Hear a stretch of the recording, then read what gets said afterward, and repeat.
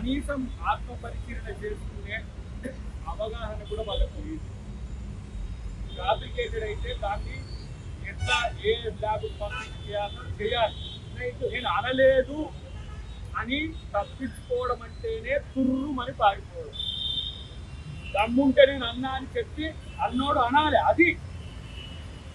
అది ధైర్యము, అది నాయకుని యొక్క లక్షణం అనేదని ఆయన మాట్లాడిన ప్రపంచాన్ని ఉద్దేశించి మాట్లాడిన వీడియోలు అంటే ఒక నిమిషం తీసి చేస్తున్నట్టు.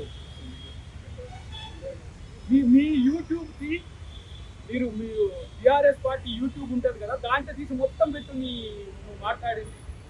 కనీసం పబ్లిక్ని అడ్రస్ చేసేటప్పుడు ఏ విధంగా మనం ప్రజల గురించి మాట్లాడాలని నేర్చుకోవాలి. అది కూడా సరిగ్గా లేకుండా అట్లాంటి వాళ్ళు మిమ్మల్ని ఎంపీలను, మంత్రులను, ఎమ్మెల్యేలు చేసిన చరిత్ర కేసీఆర్. అందుకని కేసీఆర్ అంతా కేసీఆర్ అంటున్నా. అందుకనే ఈ బ్రాండ్ అంతా తయారు చేసి ఏమంటాం దీన్ని, ఏం బ్రాండ్, ఏం బ్రాండ్ ఉగ్రవాదుల కన్నా కొన్ని ఎథిక్స్ ఉంటాయి, అవి కూడా లేవు. మాట్లాడేటప్పుడు ఇప్పుడు రైలు పట్టాలు చేస్తే ఎవరికి నష్టం జరుగుతుంది? ఆ రోజు అన్నదాంట్లో ఏంటిది వెంకట్ గారు చెప్పింది, నక్సలైట్లు మరి దొరతనం వస్తే, ఇట్లాంటి అహంకారపూరిత పరిపాలన వస్తే గడిలను పేల్చింది కదా, అట్టనే ప్రజాభవన్ గడిగా చేసుకున్నాడు, గడిని పేల్చేయమని చెప్పి ఆ రోజు అన్నాడు. ఇలా అట్లా మీరు రైలు పట్టాలు ఏమైనా దొరల గడిలు అయినాయా? మీకు సింగరేణి భవన్ లేకపోతే సింగరేణి కార్మికులకు ఇలా వేలు చేసే సింగరేణి భవన్ మీకు గడి అయిందా? అంటే మీకు గడిలు లేకపోతే ప్రభుత్వ ఆస్తులు విధ్వంసం చేస్తారా? ఇట్లాంటి ఒక అనాలోచితమైన, నాది తప్పైంది అని చెప్పి ఒప్పుకోవడం అనేది చేయాలి. కనీసం ప్రజల ముందు కాదు అరెస్ట్ చేసుకోరి, ఇక్కడ చేసుకోరి, అరెస్ట్ చేయాలన్నా ఏం చేయాలి పోలీసులు మిత్రులు చూసుకుంటారు, డీజీపీ గారు చూసుకుంటారు. కానీ టీఆర్ఎస్ అనేది ఇంత దిగజారుడు రాజకీయాలకు చేసుకున్నది. ఆర్టీసీ కార్మికులు రెచ్చగొట్టి అట్లా లబ్ధి పొందాలనుకున్నది. కానీ ప్రభుత్వానికి కట్టుబడి ఉన్నది కాబట్టి ముందు నుంచే ఉన్నది. దాంట్లో కొంతమంది రెచ్చగొట్టింది. పాపం మిత్రుడు శంకర్ గౌడ్ గారు లేకపోయింది మన మధ్యన. కానీ ఆయన ఆవేశానికి మీరే కారణం. అంతకుముందు ఆర్టీజన్ ఎలక్ట్రిసిటీ, ఆర్టీజన్ అయితే మేమే దాన్ని పరిష్కరించాం భట్టి గారితో కలిసి. తర్వాత ముఖ్యమంత్రి గారు వీళ్ళు ఇట్లా ఏంది ఉన్మాదులుగా వస్తున్నారని చెప్పేసి డిఎన్జిఓస్ పిలిచి మాట్లాడుతున్నాడు.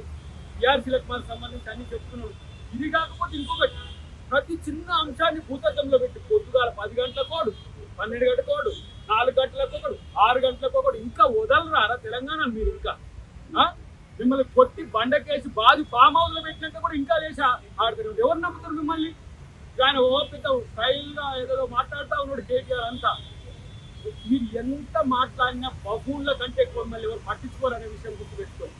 కానీ ముఖ్యమంత్రి గారికి మీ ద్వారా ఒక విజ్ఞప్తి, ఇలాంటి మాటల వల్ల ప్రజల్లో ఒక శంక వస్తుంది. ప్రభుత్వం సీరియస్గా ఉండాలనేది వస్తుంది కాబట్టి ముఖ్యమంత్రి గారే, హోంమంత్రి గారు కాబట్టి తగు చర్యలు తీసుకోవాలని చెప్పి విజ్ఞప్తి చేస్తాం. మేము విప్పులము, ఎమ్మెల్సీలము కాదు, అంతకంటే ముందు తెలంగాణ ఉద్యమకారులం. తెలంగాణ ఉద్యమంలో మీరు చేసిన విధ్వంసాలకు బాధ్యత వహించి కన్విన్స్ చేసి సమన్వయం చేసుకోవాలి. దేశంలో మీరు చేసే తప్పులకు ట్యాంక్ బండ్ మీద ఎవరు కూడా విగ్రహాలు కూలగొట్టమని చెప్పలే. కానీ ఎవడు చేసిందో అంత మాకు తెలుసు. కానీ అది కడుపులో దాచుకున్నాం. కానీ తెలంగాణ మీద కూడా ఇలాంటి విధ్వంసం చేస్తాం, తెలంగాణలో కూడా ఇట్లాంటి క్రియేట్ చేస్తాం అని చెప్పి హెచ్చరిస్తే దానికి తగిన మూల్యం ఉండాల్సిన అవసరం ఉన్నది. కేసీఆర్ చేసే తప్పులన్నీ ఎవరు? కోదండరామ్ గారే కదా కేసులో కూర్చొని అది అట్లా కాదు, ఇది ఇట్లా కాదని చెప్పి మిమ్మల్ని కంట్రోల్ చేసే వ్యక్తులే లేరు రా బాబు. మిమ్మల్ని ఎవరు కంట్రోల్ చేయలేడు. కేసీఆర్నే కంట్రోల్ చేస్తలేరు. కేసీఆర్ని కంట్రోల్ చేసి ఉంటే మీ పార్టీ ఇట్లా ఉండకపో. ఇలా కేసీఆర్ ఎవరిని కంట్రోల్ చేసే పరిస్థితి ఉంది. కాబట్టి ఇట్లాంటి బరి తెగించే చర్యలు తెలంగాణలో నడవని చెప్పి వారికి తెలియదు. Subscribe us and press the bell icon for more interesting updates.